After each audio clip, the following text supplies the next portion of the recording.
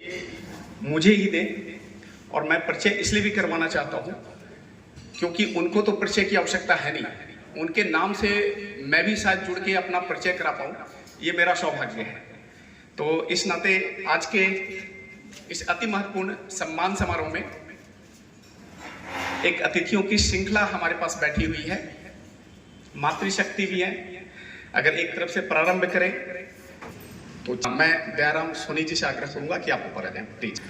इस क्रम में मैं अच्छा संयोग है कि क्रम भी जो है उधर मातृशक्ति से ही शुरू है, तो मैं उधर से ही शुरू करता हूं। सबसे पहले दीपा सिंह जी बैठी हुई हैं। आप योग और महिला सशक्तिकरण इस क्षेत्र में लंबे समय से कार्यरत हैं। मैं चाहता हूं कि एक बार जोरदार तालियों के साथ आप इनका अभिनंदन करें।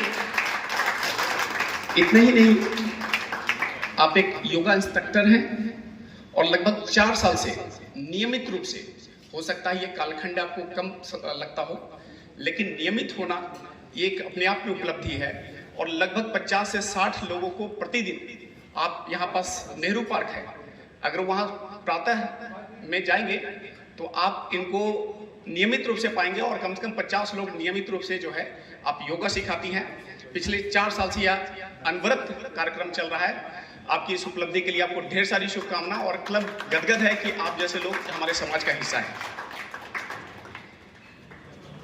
उसी क्रम में अगला जो नाम है उषा दुबे जी का है, श्रीमती उषा दुबे। एक बार जोरदार तालियों के साथ अभिनंदन करें। मैंने भाई साहब से आग्रह किया, आपके पति जी श्री विनोद दुबे जी आप भी यहाँ पास उपस्थित हैं, तो मैंने इनसे रिक्वेस्ट किया कि आप कृपया, हो सकता है मुझे कम जानकारी है, तो कुछ लिख के दीजिए उनके बारे में।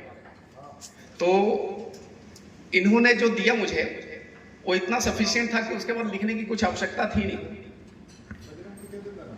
प्रधानमंत्री जी ने मन की बात में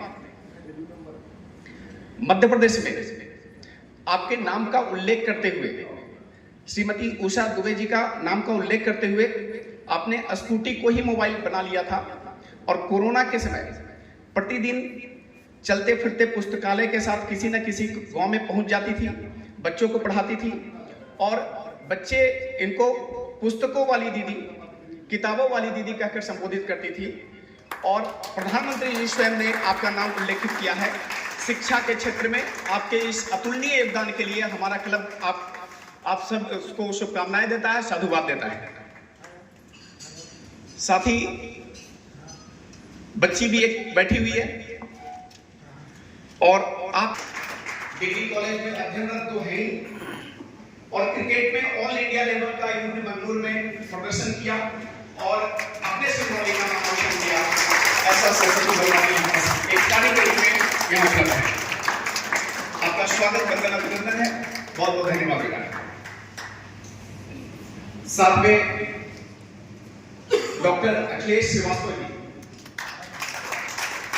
मैं इसीलिए आपको बोल रहा था कि मैं इनका परिचय क्या दूंगा, परिचय की आवश्यकता मुझे है, इनका तो मिलेगा।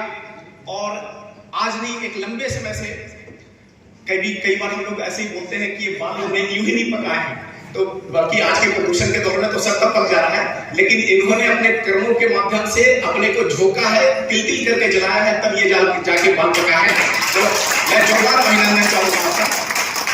लंबे समय से आप गरीबों के लिए, उत्थान के लिए, उनके उपचार के लिए, बेहतरी के लिए, और अलग अलग जगह पे जाके आप ऐसे बहुत सारे कैंप लगाते हैं, कार्य करते हैं, जिसमें निःशुल्क भी उनको सेवा दे रहे हैं। चिकित्सा के क्षेत्र में आपके इस योगदान के लिए हमारा क्लब बहुत बहुत आभारी है और आपको शुभकामनाएं देता है। जोशी जी हैं SDC, आपका परिचय कई बार मैं संकोच कर जाता हूं कि इनके परिचय के लिए कोई बड़ा व्यक्तित्व की आवश्यकता पड़नी चाहिए, थोड़ा छोटा पड़ जा रहा हूं मैं उस नाते।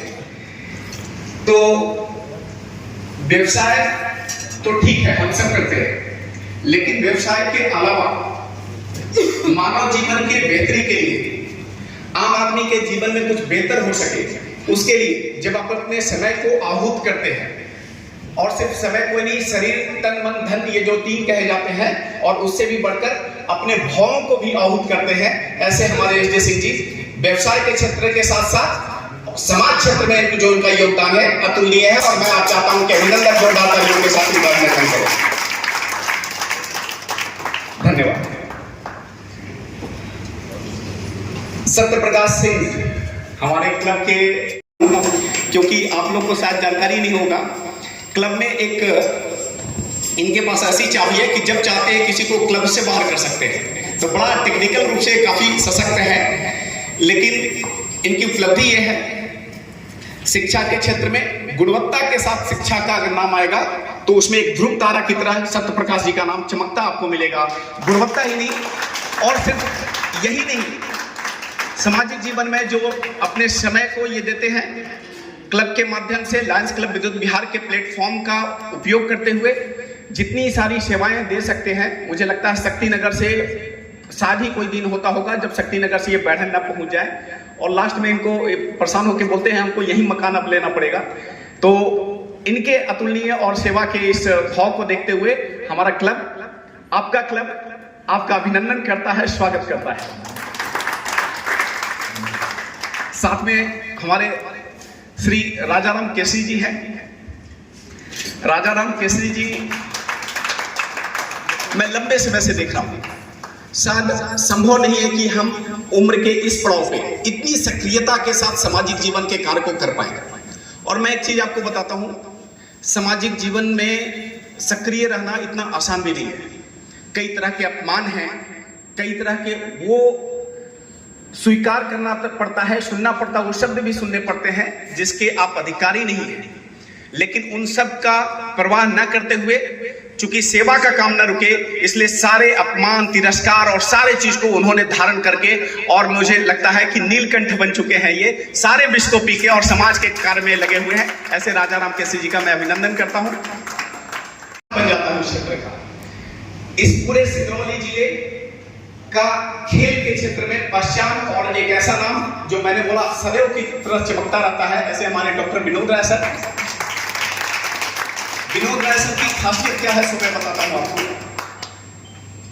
खेल तो ठीक है, खेल के रूप में इनका जो पैशन है वो तो अद्भुत है, लेकिन बहुत आजकल संयोग से खेल में जबरदस्त पॉलिटिक्स भी है और तरह तरह की चीजें आप देखेंगे। लेकिन मैं जब अपने विद्यालय में भी कभी आपसे अनुरोध करता हूं या अलग अलग मंचों पे जब आपको अनुरोध किया जाता है, तो उसकी बड़ी बारीकी के साथ जो सही है, जो तकनीकी रूप से उसके भविष्य के लिए बेहतर है, उसके लिए डट के खड़ा होते हैं। और कई बार उसके लिए इनको विरोध का भी सामना करना पड़ता है, और उसको भी देखते हुए, लेकिन मैं देखा कि उसमें कोई कंप्रोमाइज नहीं कि अगर खेल में तकनीकी रूप से ये सही है तो ऐसे ही कराना पड़ेगा। तो इतनी दमदारी के साथ अनुशासन विभाग को तो आप रखते ही हैं अपने पास। तो ऐसे हमारे डॉक्टर विनोद राय सर, जोरदार तालियों के साथ आपने।